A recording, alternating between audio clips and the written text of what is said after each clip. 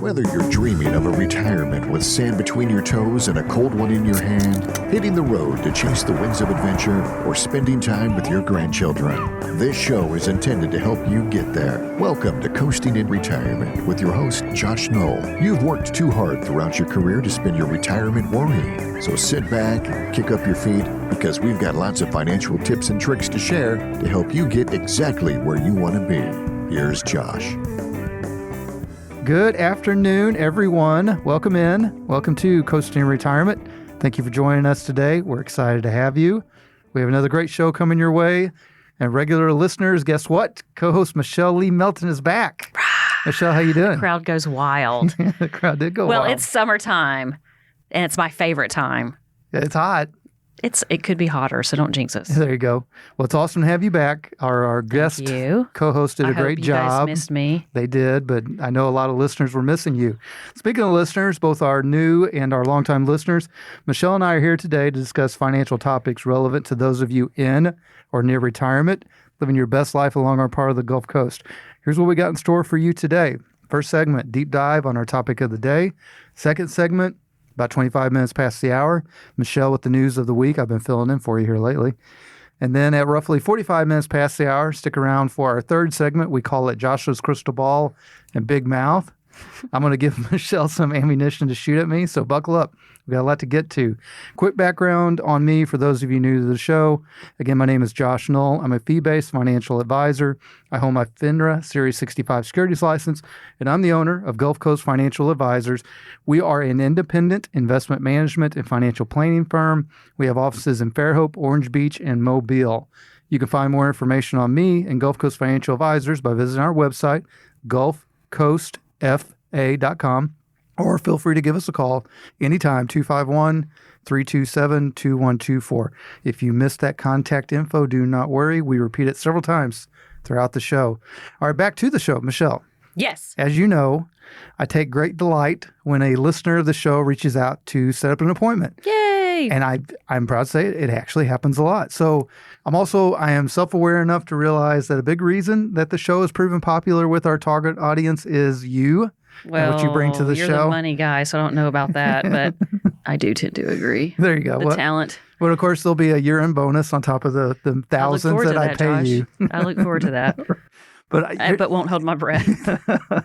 Well, I think we've done, so all jokes aside, I think we've done a great job of expressing how I form my opinions and judgments on investments, retirement planning, money, insurance, et cetera. We try to cut through the noise and give people straight talk. But, with that said, and based on some feedback from a recent meeting I had with a show listener, what I haven't done a great job of is explaining how those of you interested can work with us, with me and the team at Gulf Coast Financial Advisors, and more importantly, why you should work with us. So we're going to try to remedy that today. Michelle, if you'll play along, if you'll help me make my point. Games? Yeah, we're going to. I'll make my point that why we should do a better job of explaining what it's like to work with Gulf Coast Financial Advisors. So I'm going to start with you, if you'll play along.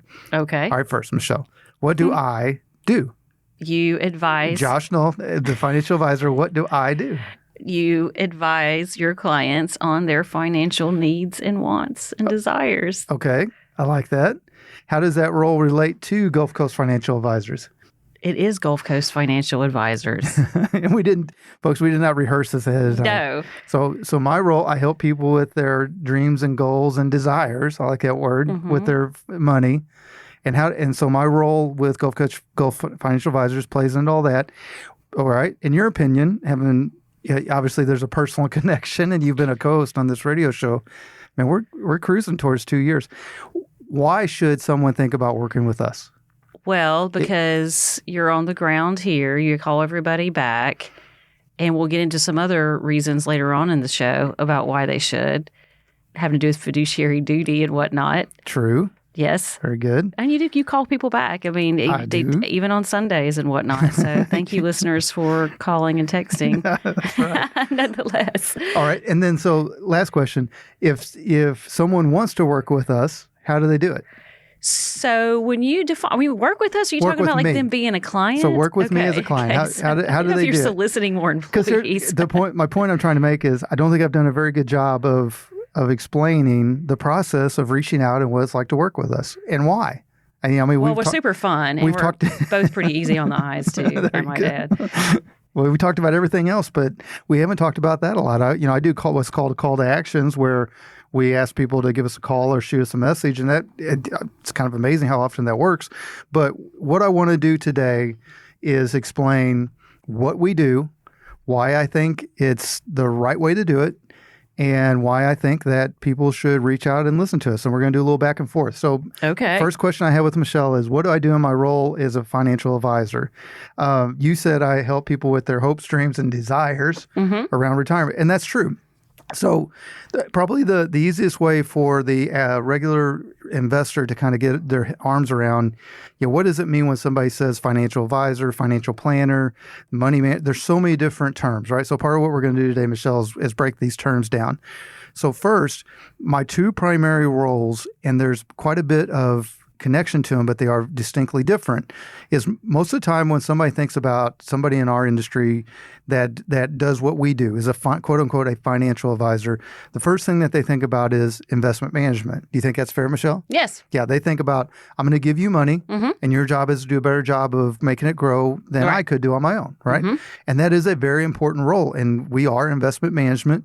We have a portfolio construction. We have a certain strategy that we pursue. It's an extremely important part of our value offering to potential clients and our clients.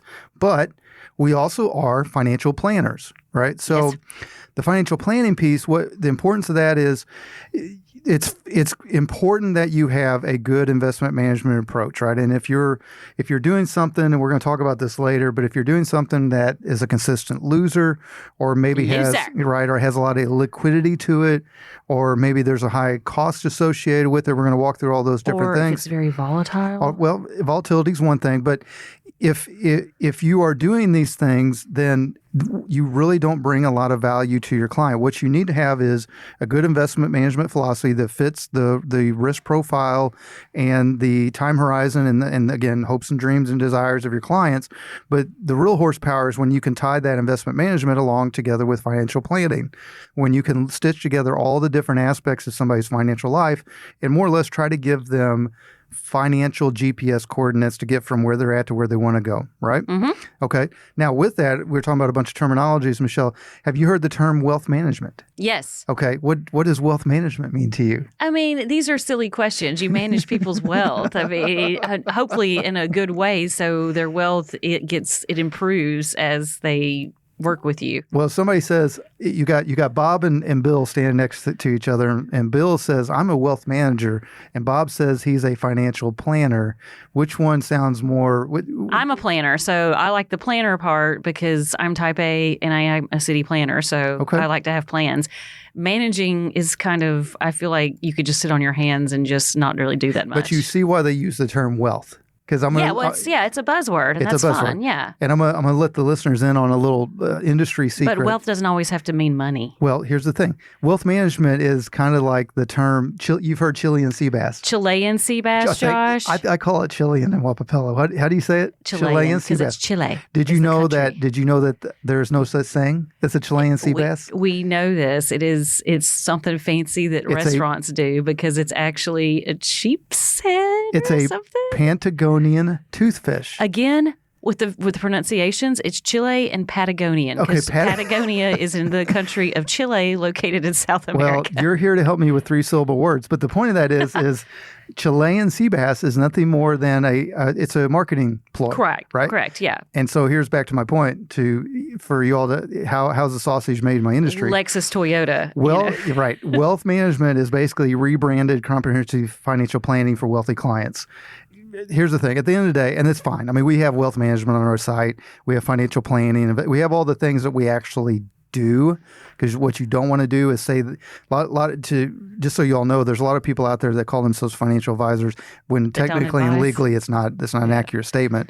Back to the financial plan, whether it's labeled wealth management or if it's labeled comprehensive financial planning, it should include investment management, retirement planning, risk management, which is a fancy way of saying insurance, cash flow analysis, in some form of tax planning and estate planning. Now, we're not CPAs, we're not attorneys at Gulf Coast Financial Advisors, but we have team members.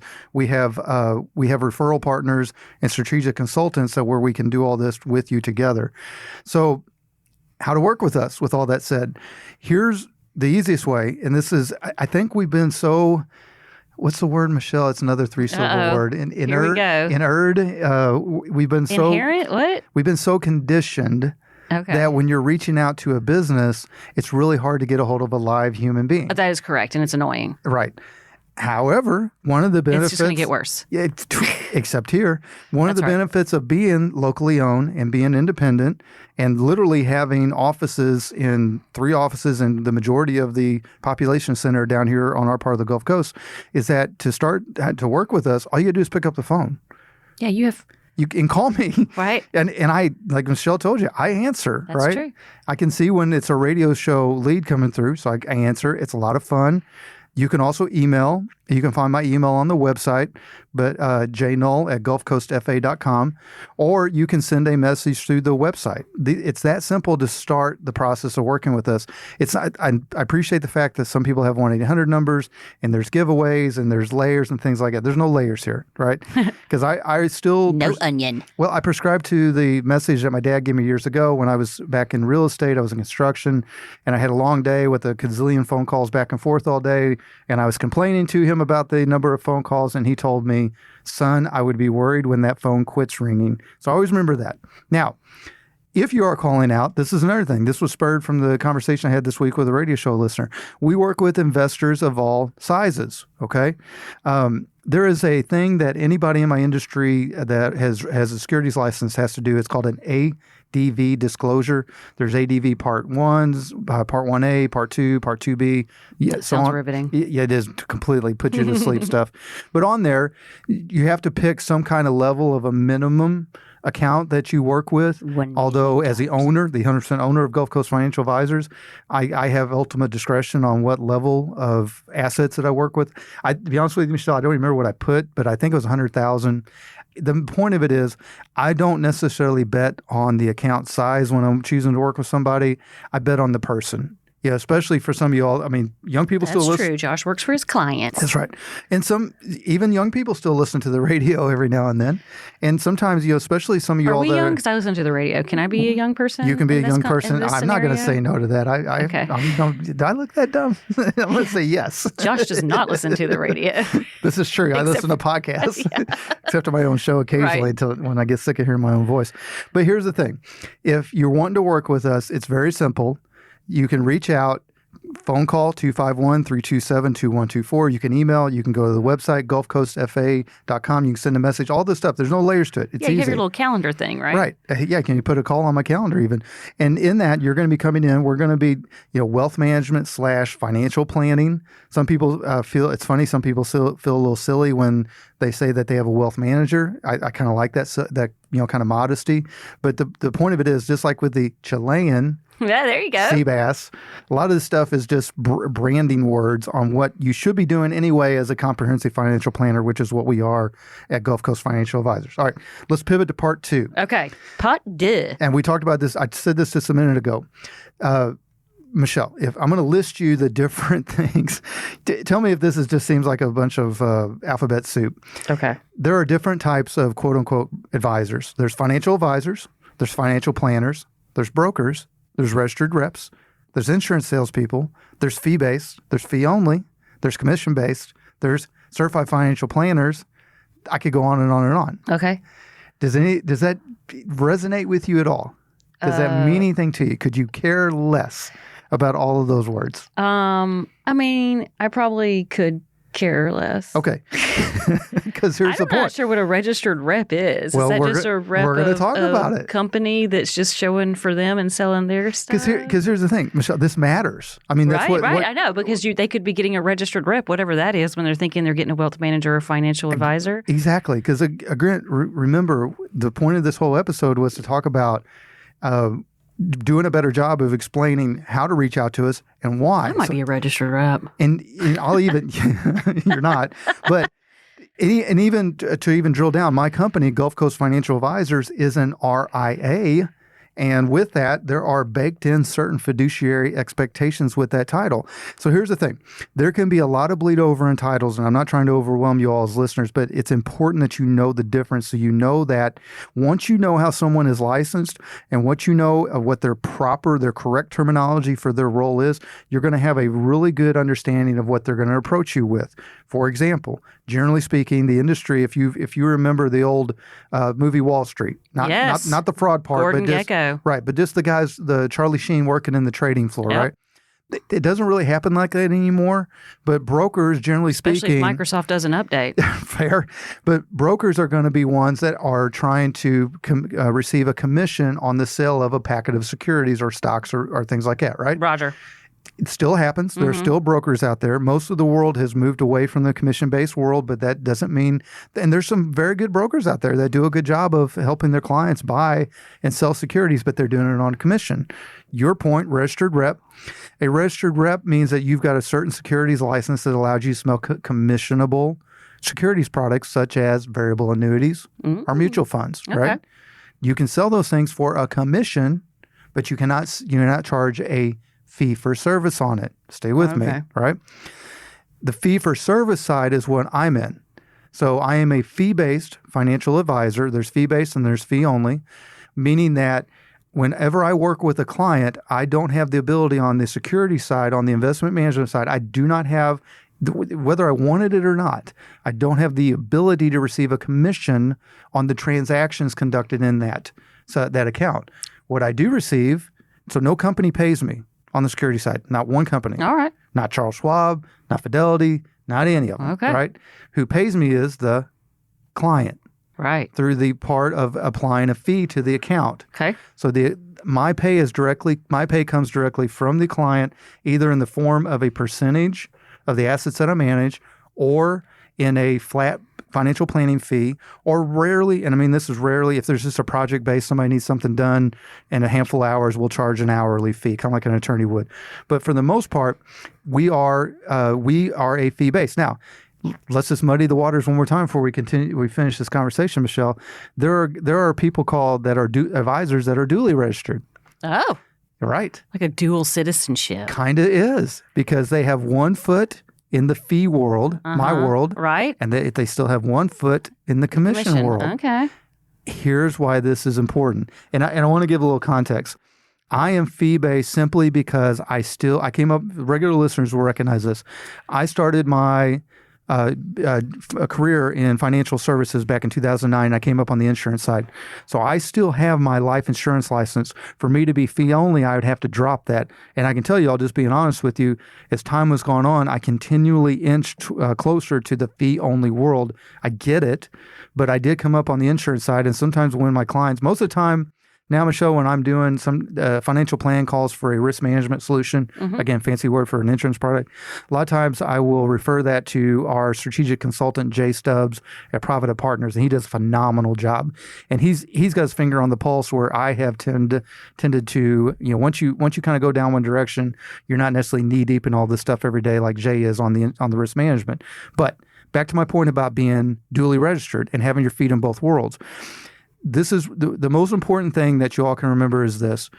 When you are set up as a fee-only or fee-based or certified financial planner where you have the ability to do a fee-for-service model where the client pays you directly, not that this is going to be kind of a broad statement, and those of you all listening here, forgive me, sake of time, we don't have to get into every nitty-gritty niche of this, but what that means is you are bound to operate in a fiduciary capacity. Back to what Michelle said earlier in the show.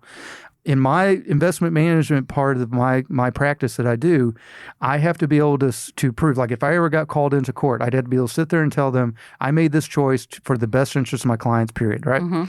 The commission world, generally speaking, operates in what's called the suitability standard. It's a lower bar of service. Yeah. That doesn't mean it's worse, bad, good, or indifferent. It just means that understand if you've got somebody that is a registered rep or an insurance agent or even duly registered, if they are talking about a commissionable product, it's going to be that part is going to be done in a suitability standard, not a fiduciary standard. You got a blending of standards, right? Doesn't mean you're going to get screwed. Don't misunderstand me here. It just means you need to be aware of that because some of the guys that are duly registered men and women that have the foot in both sides of it, whether it's the insurance license or the ability to sell commissionable securities.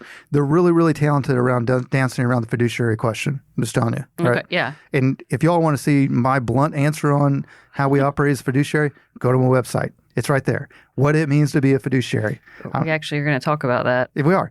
All right. And then lastly, because this is going to play into some of our discussion, Michelle, is do you know the difference between, this is our last part before we move on to segment 2. Do you know the difference between a captive, semi-captive, and independent advisor? No. Okay.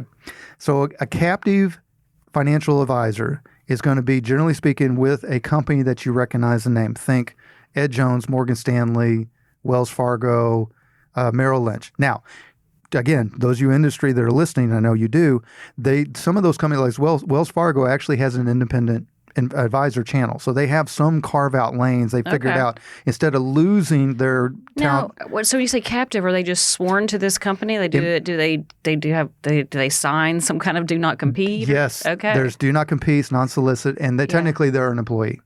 Okay. Now, again, I mean this is no offense because I've got a lot of great friends in the industry.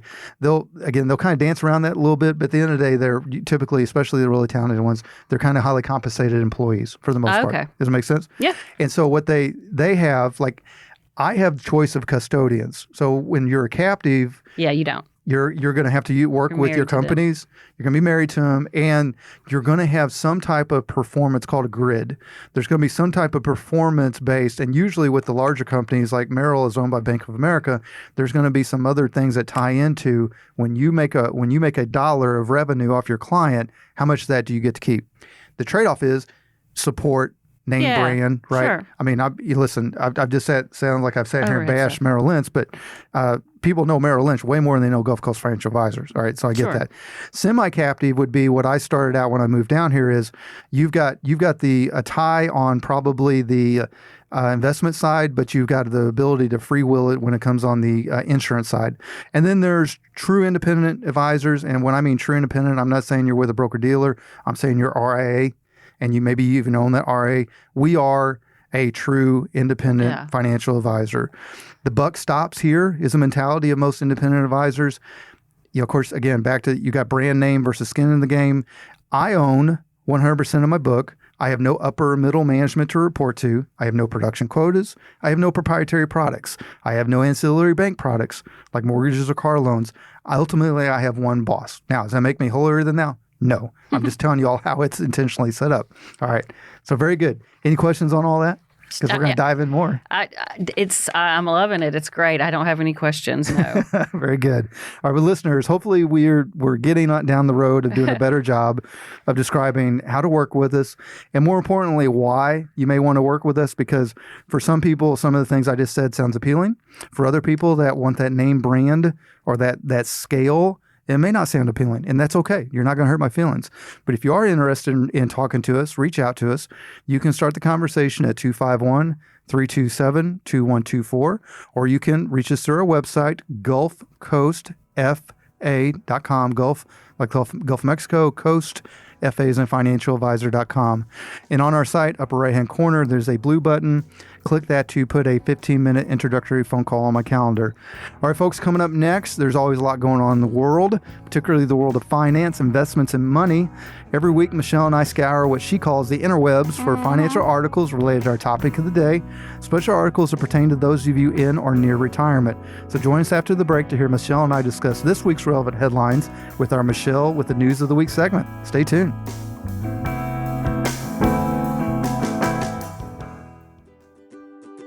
A multidimensional financial services company, Providence Partners serves the needs of independent insurance, financial, and employee benefit professionals.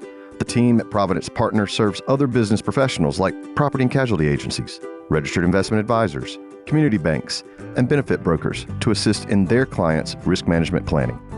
Whether an individual or business owner client, this planning includes income replacement protection, planning for extended healthcare costs, family needs, and generational transfers of wealth. At Providence Partners, we give you access to industry specialists. Those specialists focus on business succession, business owner planning, family and household protection, estate planning, planning for that income loss, or planning for long-term care solutions. Providence Partners is an Alabama-based company. We have offices in Birmingham and along the Gulf Coast. Our website is providencepartners.org, and you can reach us any of the working days.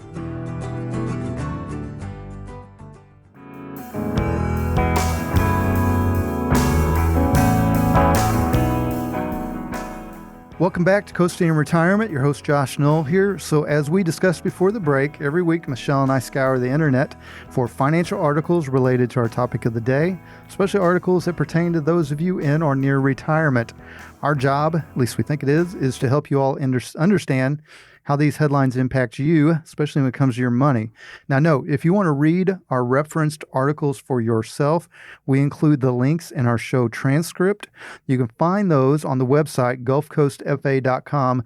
Look under the podcast tab. We'll upload our episode every Monday after the show airs on Sunday. So you can go click those links and read them in full. But with all that said, and without further ado, here's Michelle with the news of the week.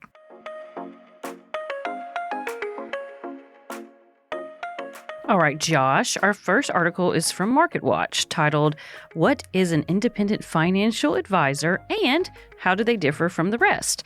So, to be honest, before I met you, like most other people, I just pretty much lumped anyone that deals with investments into one pile. And that pile was reminiscent of the movie Wall Street we just mentioned, because which were brokers. I know, but Yeah. I just grew. That's that era when it was the brokers and money in the 80s and yada yada yada. That's right. So I did not realize there were so many differences and different flavors. This article does a good job of laying out the pros and cons of working with an independent advisor, things such as reduced potential conflicts of interest with someone that is not an employee of a larger corporation. However, I do have to ask you, Josh, at the end of the day, how important are these differences to regular, everyday investors such as myself? Well, so it depends on what you want, is how important it is. If you are looking for name brand, huge scale, Shoes.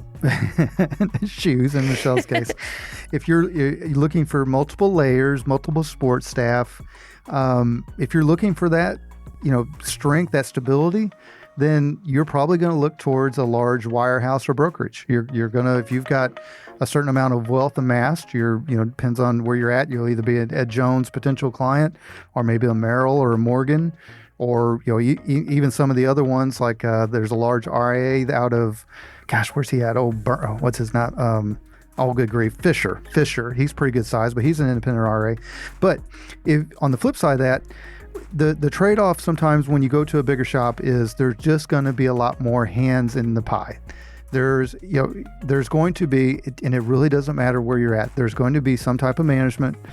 There's going to probably be some type of layers of management. Now, for you as the investor, you may never meet some of those managers. It may be irrelevant to you.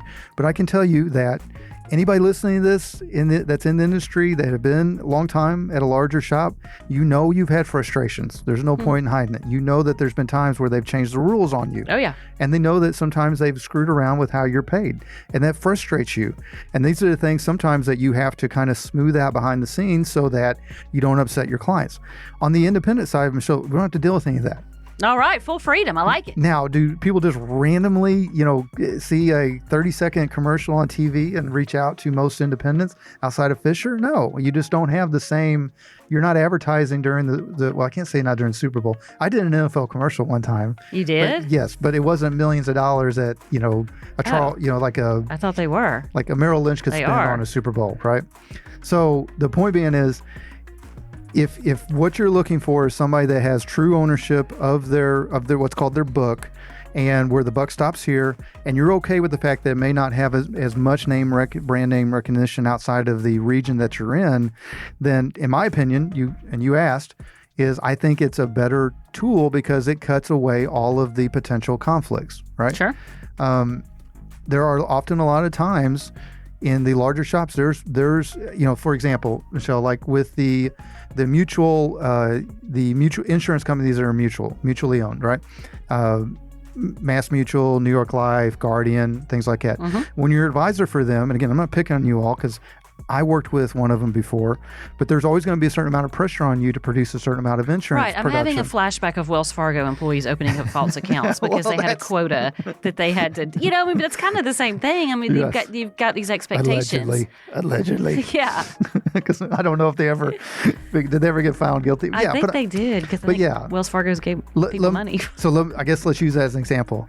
There is nothing that is going to compel me financially to open up an account without your knowledge, or there's just no point. Right. There's right. No one's going to be there to pay me for that. Right. You don't make money unless your clients are even making if money. I was dishonest and wanted to do it, I'd be stupid because Yeah. it would be for nothing. Right. So with that, if you are looking at the independent space, RIA, Registered Investment Advisor, that's one of the things you want to look at. There's SEC RIAs, registered RIAs, and there's state registered RIAs. It doesn't mean that they're perfect. It just means that there is a certain level of fiduciary responsibility baked into their setting, if you will. And then, of course, there's CFPs, CFAs. Now you're just making up acronyms. And to be fair, so Certified Financial Planner, in my opinion, is one that holds a tremendous amount of weight in our industry, and it's one that I'm working on.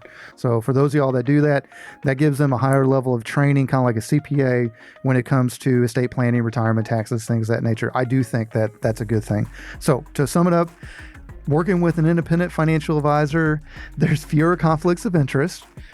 There's no proprietary products. There's no sales goals. More often than not, they're going to have the ability to spend more time with their clients because they're not managing a monstrous book that sometimes is inherited at a larger shop. And now on the flip side of that, there may be sometimes there's fewer resources than when somebody's with a larger firm, maybe less, it's just different, and I think it's fair to say, Michelle, like with me, I have to use a third-party custodian, which we're going to talk about that in our next article. I don't have to, but I use Charles Schwab as my custodian. Yes. I wanted a name brand custodian, where, to be fair to the larger shops, they can self-custody. Right? Yeah. It's fair. All right. Very good. What's next? Okay, next up is an article from our friends at Smart Asset. You got to be careful with that one. It always cracks me up. Okay, so the article is titled 11. Take it to 11 questions to ask a financial advisor. And what it really means is 11 questions to ask a financial advisor before hiring them. Yes. So FYI, what your sign is. Well, you don't ask what your sign is? Yeah, I'm a Capricorn. Yeah, what's your sign? I don't know if that means anything. I don't know what that means either. Okay. Anyway, so what's your sign is not necessarily one of them that you should oppose to a financial advisor before you hire them. Neither is what is your biggest character flaw. Well, I care too much, Mr. Business Owner. That's or by any far my other greatest terrible weakness. interview questions or something you have to say. I tend to work too many hours. On a first date. You But get the anyway. biggest BS answer every time. Okay, so what I would like to do, and this should be fun, is rapid fire a few suggested questions at you and let you react to them about the importance of the question, as if somebody. And you pulled a few of the 11 questions out to ask me directly. I like it. Yes, I did. They're on deck. Okay. So the first question: do you abide by a fiduciary duty? So let's make sure we set the table. You're asking me not only is this an important question, but to answer it. Yes. Okay. So you're asking me if it's two-pronged. Thank you. One of the questions: do you abide by the fiduciary duty? So first, that is very important. But as we said earlier, investors need to be very wary about how advisors can dance around this answer, especially duly registered and registered reps. Okay. Just because somebody does not I want to make sure I'm clear on this. The fiduciary duty, it's just like anything else. At the end of the day, it's just a word, right? So the way that you ensure that you got fiduciary compliance and that you're doing things in a fiduciary capacity is, one, you need to have these set up to where the only real path moving forward through the investment management side of it and the financial planning is through a fiduciary capacity. And two, you got to live it, right? Yeah. You have to live it. You could be the most prolific commission-based broker on earth, and if you are doing a good job of taking care of your clients and putting their interests first, then by just demonstration, if not legally, but by demonstration, you have shown a fiduciary duty to your clients. So again, the licensing matters, the word matters, but at the end of the day, what really needs to happen is investors need to know how the advisor is registered, and are they in a fiduciary role every single time, or are there exceptions? Especially, don't mean to pick on y'all, but especially with the annuity shops and the insurance shops. Sure. Okay. All right. What's next? Okay, next question. Do you have any disclosures on your record? Okay, so this is, all right, so that'd be a question that an investor should ask their financial advisor, right? Correct. So here's the thing. This question sounds super important, and it is important to a certain degree, but it's not everything. People need to realize that the bar for making a disclosure on a securities licensed person, which is really a client complaint. It's called disclosure, but it's a client complaint. The bar is not that high, believe it or not, Michelle. Oh, really? Right. And the complaint, honestly, doesn't have to be valid. Really? Yep. You can make the complaint. Do they have to pay, like in the Better Business Bureau, like if you like submit a complaint? No. Okay, because that kind of shuns people away from doing it because they have to pay for it. They have to pay for it. No, you don't have to pay for real. this. Yeah. Okay. And I'm not saying that most of the complaints are probably valid. I'm just telling you that the complaint, it doesn't have like a legal bar. It's got a chin. I've even seen that you didn't call them back in 30 minutes. Well, so that's the complaint.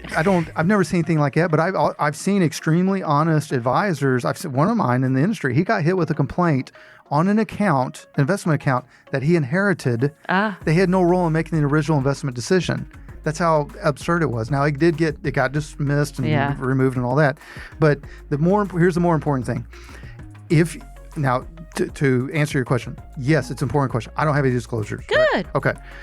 As long as you're an advisor, but that just because I don't have any, if an advisor has been doing this long enough, if they got some, it's not the end of the world. Right. Here's what you're looking for. As long as your advisor can reasonably explain any disclosures that they have and the total number is low, chances are you're okay, right?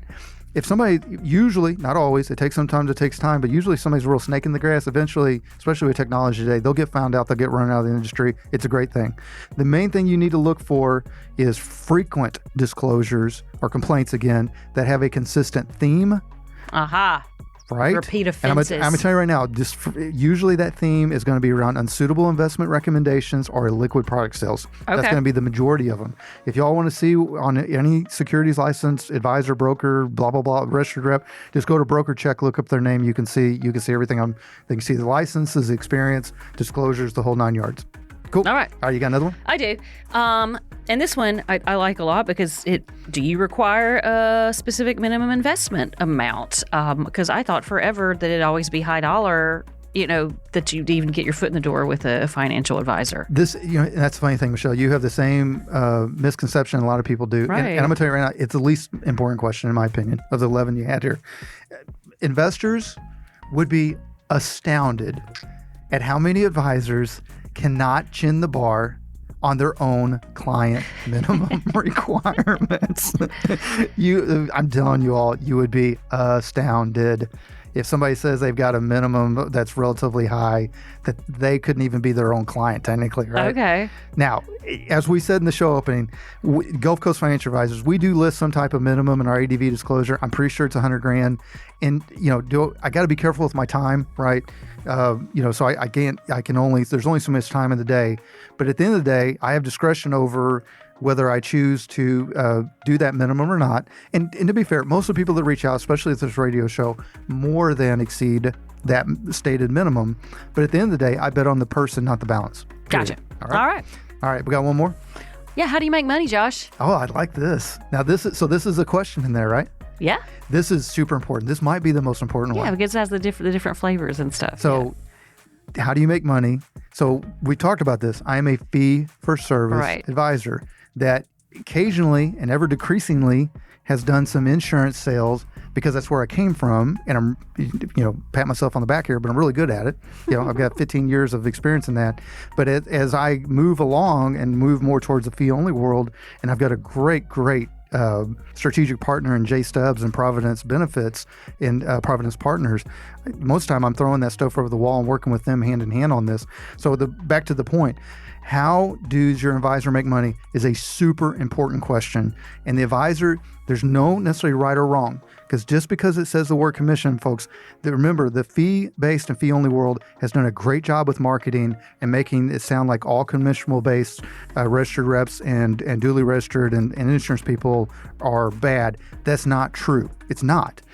What the most important thing is the advisor needs to be able to produce something in writing on how they're paid and easily describe how it works, right? Okay. And if that ends up being a commission, so be it. But as long as they can describe it, right? All right. And it makes sense. And it's not, and it's not abnormally high. Sure. Like it can be on some. Usually, I'm going to tell you all, just know this. When it comes to insurance products, the longer the surrender period, the higher the commission. Okay. Remember that. All right. Very good. Okay. And, and last thing, Smart Asset, that's a paid lead generation service. Yeah. Did you know that? Yeah, we need to get some ducats from them. I'm not part of it, but they need to throw us a bone Heck for all yeah, these they do. articles we use. All You're right. listening, Smart Asset. All right, what you got? Okay. So we're done with those. All right. good. Okay. So with all of this hubbub about We're on fiduciary- to our third article, I our think third so. headline. Very yeah, good. All yeah, right. yeah. I'd I'm say with we're you. done. We're wrapping it up. Okay. I'm tracking. With all this talk about fiduciary versus suitability, independent versus captive, partially captive, Republican versus Democrat, he, she, they, whatever. With all this jargon talk, I feel that a lot of investors just want to know that they can trust their advisor and trust the system and basically not get screwed. Right. So especially those in or near retirement that don't have the time to overcome any ill advice they got from their financial advisor. Right. So for the third article of the day, I turn to Steady Eddie Investopedia and their recent article titled Type of Financial Advisor Scams and How to Avoid Them. This article starts discussing one of the most well-known and recent financial advisor scammers of all time, Bernie Madoff. Right. And asks the question, if rich investors can get scammed by a guy like Madoff, what chance do everyday investors have? This article goes on to several different scams perpetuated by financial advisors, such as Ponzi schemes, unrealistic terms, etc. But it also mentions things I'm not familiar with, such as churning and affinity fraud. Right. Don't know what that's about. So let's talk about these different types of fraud and what people can do to protect themselves. Okay, so I'm going to dive in this quick. Ponzi scheme is where you take We know that. where you take new people's money to pay old investors off, right? Right. Here's why Bernie Madoff was able to do what he did. This is so important, listeners. If you have a pen, write this down. I'm writing it down. When it comes and I've seen the movie. when it comes to financial advisors, investment management, anybody that is paid, whether it's commission or fee, paid to manage your money, there are two terms that are the most important: discretion and custody. Discretion and custody. Discretion is very common in our line of work. For example, I manage what is called discretionary assets for my clients. I have the ability to go in and facilitate trades, Gotcha. buys, sells with or without their permission. I have discretion. What I don't have, Is custody. and what Madoff did, was custody. Because you've got... Because I have Charles Schwab. Okay. Bernie Madoff, and anytime that 95% of the time, if you all see a financial advisor investment management scam on American Greed or on the news, 99% of the time, that advisor had custody of the funds. Yeah. His statements were also printed out in DOS. They were very outdated looking. I realized from that movie, and they look suspicious. And he generated his own statements. He did. I mean, you need now there are good movie. very what do you call reputable custodians that some people, they're like Pershing is a custodian that's very well known in our business, but not as well known publicly. SEI is a custody platform. They're all fine, but you need to know that you've got a reputable custodian, and you want a statement from the custodian, Sure. not from the advisor. Right. Right. All right. Then you asked about affinity fraud.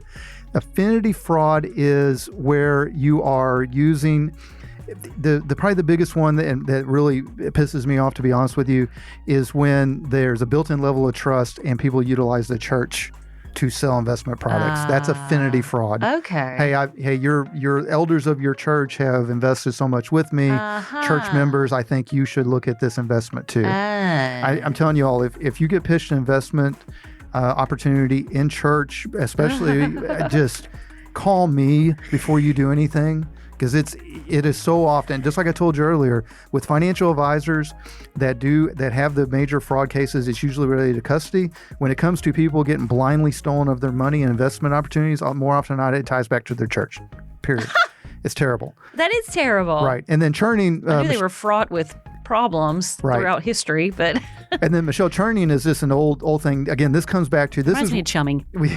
Well, this is where commissions could be an issue, because if you've got a transaction-based broker, they've done a You're good just going job. to churn up some transactions. Yeah. So basically, you are selling a security And then you're basically more or less turning around and either buying that same security or right. like-minded to generate a new commission. So it's kind of like a frenzy. Now, I would tell you all, 15, 20 years ago when we didn't have technology like we do now, this happened more now. I'm not saying it doesn't happen now. You just don't see it as much because there's some built-in protections when it comes to buying and selling of securities.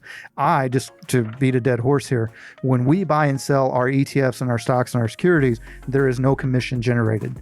So again, it's like I said earlier, opening an account in my world without your permission would not only be illegal, but it'd be stupid because I'm not getting paid for it. Yeah. And the same thing with me with churning. I could sit there and press the buy and sell buttons all dang day, That sounds and boring. it ain't going to do me any good, right? Because I'm getting paid by the client. I'm not getting paid a The commission. transactions. Yeah. All right. Michelle, I think that's probably all time we got for this segment. Okie dokie. So, all right. So great job with the headlines. Always important pieces of information, impacts those folks in or near retirement. Now, listeners, if you would like to continue the conversation, why don't you give us a call, 251-327-2124, or you can set an appointment on our website. Click on the upper, it's in the upper right-hand corner. It's a blue button, gulfcoastfa.com. That'll put a 15-minute call on my calendar. Or you can email us, or you can send a message directly through the website, or you can do all the above. Just reach out to us. It's fun. We like talking to people. All right, folks, coming up next, Josh's crystal ball and big mouth. Yeah. What have been some of my predictions? Have I been right? Was I ever wrong? Yes. How wrong? What do I think is going to affect investors in the near future, or maybe the long distance future? We can talk about all these things and poke a little fun at my big mouth. Stay tuned.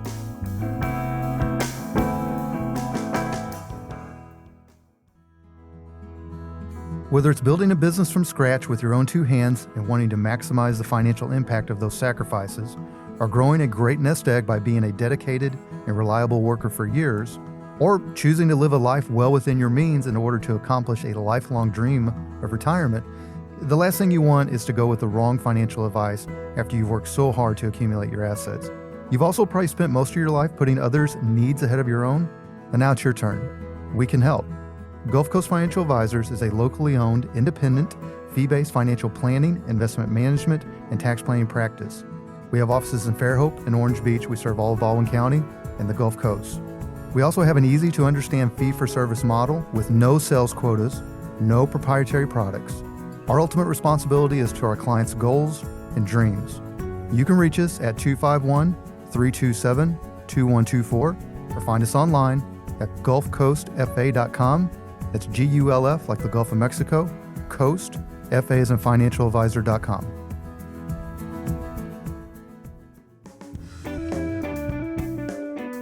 Welcome back. Your host, Josh Knoll here, alongside co-host Michelle Lee Melton. So, Michelle, I am opinionated. Yes. I have strong opinions at times. I would say a radio show host that isn't probably wouldn't be very interesting Snooze to fest. listen to.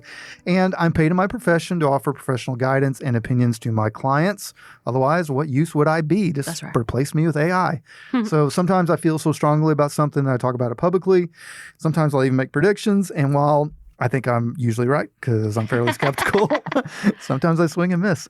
So if you want to hear me eat a little crow, let's get at it with Jocelyn's crystal ball and big mouth. All right, Michelle, what is first? First off, it's fair to say that we have been somewhat skeptical of cryptocurrencies in the past. That's fair. But as Crypto Bro will tell you, Josh, the industry has had a bunch of good news lately. It's true.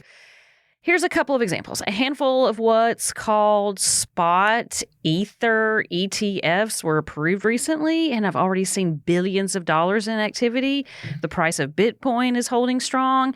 And it should also be noted that not only, Donald Trump has recently turned towards crypto. He did has. come out and say that. But also his VP pick has made some kazash off of crypto, apparently. Yes. And is a big advocate of it. J.D. Vance is a well-known advocate of crypto. Yep. So you have long held that those in or near retirement should stay the heck away from crypto. But with all of this good news as of late, are you still feeling that or suggesting that? Well, you're right. I mean, we try to call balls and strikes, right? Correct. And there is no doubt that crypto has had an incredible run this year, right? Now, just because we said all that and we say positive things, this is one of the things that the SEC really watches, Michelle. It doesn't mean that we're recommending people buy crypto. What it means is we've got to acknowledge the fact that maybe in the short run, maybe I've been a little critical. However, why am I critical? Let's talk about this. there's Bitcoin, and then there's all other cryptos. Right. Bitcoin's kind of it's the originator. It's a standout, yeah. It was invented by a guy or a gal or a person or a computer. We have no a whole one knows segment who he about is. that. Yeah. Yeah. No one knows who he is. And Shell game. whether it's Bitcoin, but particularly all the other cryptos is what I want to pick on outside. There's something called stable coins. There is no underlying revenue with these. I know they've got all these cases, all these things working on that they're working on, that all these projects. And I'll remind everybody once again that we are now going on close to 16 years of these projects. And I want you to name, Michelle, can you name me one crypto-based app that has changed your life? No. So I'll say it this, because we don't want to beat up on too much. We are conceding the fact that crypto has had a very good year. If I were a betting man, I would say that in 10 years, crypto will be something that we look back kind of like baggy jeans and disco and breakdancing. I like disco and breakdancing. But I think it'll be of its era. We'll look back and we'll chuckle a little bit like, man, did we really get that involved in it? But to be fair, it's had a heck of a run. Just if you're all going to dip into it, make sure it's money that you can lose, because there is no intrinsic I think it's gonna be like parachute value. pants. When they call it digital gold, I know what gold is. This is not digital. It's very heavy. Gold. And I would, Gold has been a source of value for centuries. I don't think anybody's going to sit around 20 years from now and say, man, you should see all this Bitcoin in my vault. I know. That's why I was like, I don't have Bitcoin in my basement, but I could have some gold. So fair enough. Yes. My big mouth was wrong for now. That's right. See. To be continued. Okay. All right. Josh, I believe this is something that you and J.D. Gardner discussed in length on the air the last episode of Coasting Retirement. You've long held that bond performance was much more correlated with stock performance than many investors had realized, and that the quote-unquote safety, and I'm doing air quotes, of a 50-50 or 60-40 equity to bond portfolio was probably a little overstated, because it is proven that bond prices and stock prices can and will fall in unison, particularly given the United States' current monetary and fiscal policies. So with bond prices taking their worst beating in U.S. stock market history just a few years ago, what's your approach for investors that desire the steadiness of bonds but are experiencing unexpected volatility with their 60-40 portfolio? Okay, so a couple things. Michelle mentioned, referenced J.D. Gardner. That's Aptus Capital Advisor. They serve as a sub-advisor in a sub-advisor role to Gulf Coast Financial Advisors. He's phenomenal. If you all want to hear that conversation, go to my website, go to the podcast tab, scroll down to Coasting Retirement, look for the one that says how to protect your purchasing power. He did a great job. Second, Michelle mentions 50-50 and 60-40, a couple ratios. What she's referencing there is on a 60-40 traditional portfolio, that 60% of your portfolio is going to be in what's called equities, which are ownership of companies, could be stocks, could be mutual funds, could be ETFs, and then 40% in what's called fixed income. Bonds are fixed income are not just bonds, but bonds usually are a big piece of that fixed income component. And the reason Michelle brings it up is on a 60-40 portfolio, you were not supposed to see a bunch of up and downs on it. That's right. But guess what? You did. In fact, I've had somebody come in recently that had a 60-40 portfolio, and it looks terrible. It was dinged up. So if you all want to hear our different approach on how that we don't necessarily eschew bonds and fixed income totally, but we don't place that much faith in them, because for decades, our industry has been told that these things are uncorrelated, but math is math. And what the math tells you is it's not a perfect correlation, but there's way more correlation. What I mean by correlation, that means historically, if stocks were up, bonds were down, bonds up, stocks down. That was kind of the old guy that would tell you and give you a wink and a thumbs up. That's how you do it. That just has been proven mathematically wrong, primarily because we have a very unique monetary and fiscal policy system going on in the United States, including running deficits and financing those deficits. You want to hear more, go find the other episode. But in that regard, Michelle, crystal ball was right. Big mouth was right. Very good. Well, listeners, I hope you enjoyed a peek behind the curtain on how I form my opinions and predictions. And more importantly, I'm willing to admit when I'm wrong, even though it's through clenched teeth on crypto. Now, to our listeners that have more questions on the various investments and topics we discussed, we invite you one last time, reach out to us. Give us a call, 251-327-2124, or you can make an appointment on our website, gulfcoastfa.com. Just upper right-hand corner, blue button, click it, or send me a message. But I just advise y'all, give me a call because it's fun. All right, folks, that's it here this week for us at Coasting Retirement. I want to give a huge thank you to my lovely returning co-host, Michelle Lee Melton. Yes. Woo. Thank you to our awesome radio station. That's FM Talk 106.5 out of Mobile. Many thanks to the provider of our show music. That's local band Sloth Racer. Huge thank you to our show producer, Mr. Chazare Gray. And as always, my sincere appreciation for all of you out there that have been listening and joining us on this journey. We'd love to be part of your financial journey as well. Till we talk again next Sunday, have a wonderful and productive week. This has been Coasting in Retirement with Josh Knoll. Gulf Coast Financial Advisors, LLC, known as GCFA, is a registered investment advisor offering advisory services in the state of Alabama and in such other jurisdictions where it is registered, filed the required notices, or is otherwise excluded or exempted from such registration and/or notice filing requirements. Registration does not indicate or imply that GCFA has attained a particular level of skill or ability, nor does it constitute an endorsement of the firm by the Securities and Exchange Commission, the SEC, or any other state securities regulator. The Coasting in Retirement radio program serves mainly to disseminate general information, including those pertaining to GCFA's advisory services, together with access to additional investment-related information, publications, materials, and links. The publication of this radio show should not be construed by any client and/or prospective client as GCFA's solicitation to effect or attempt to effect transactions in securities, nor should be interpreted as GCFA providing personalized investment advice or any type of professional advice for compensation wherever this program is broadcast. Any subsequent direct communication by GCFA with a prospective client will be conducted by a representative that is either registered or qualifies for an exemption or exclusion from registration in the state where the prospective client resides. Certain information, news stories, headlines, data, charts, graphs, figures, or statistics presented on this radio program may have been obtained from third-party sources that are believed to be generally reliable, but which GCFA may not have independently verified. GCFA does not and cannot guarantee the timeliness, accuracy, or reliability of any such third-party information and undertakes no obligation to update or correct any information that may become obsolete, unreliable, or inaccurate. This radio program also contains the opinions, views, and perspectives expressed by Josh Knoll and any other GCFA representative, which are solely their own and do not necessarily reflect the opinions, views, or perspectives of GCFA as a firm. Such personal views and opinions should not be construed as endorsements or professional advice from GCFA. GCFA makes no representation or warranty regarding the accuracy, completeness, or reliability of any information on this radio program and disclaims any liability for any direct or indirect loss or damage incurred from using or relying on such information. GCFA and Providence Partners are not affiliated, nor are any of their respective representatives.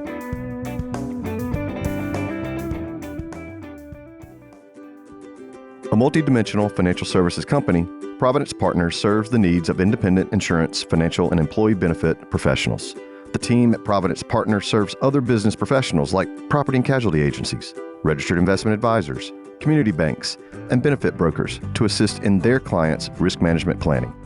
Whether an individual or business owner client, this planning includes income replacement protection, planning for extended healthcare costs, family needs, and generational transfers of wealth. At Providence Partners, we give you access to industry specialists. Those specialists focus on business succession, business owner planning, family and household protection, estate planning, planning for that income loss, or planning for long-term care solutions. Providence Partners is an Alabama-based company.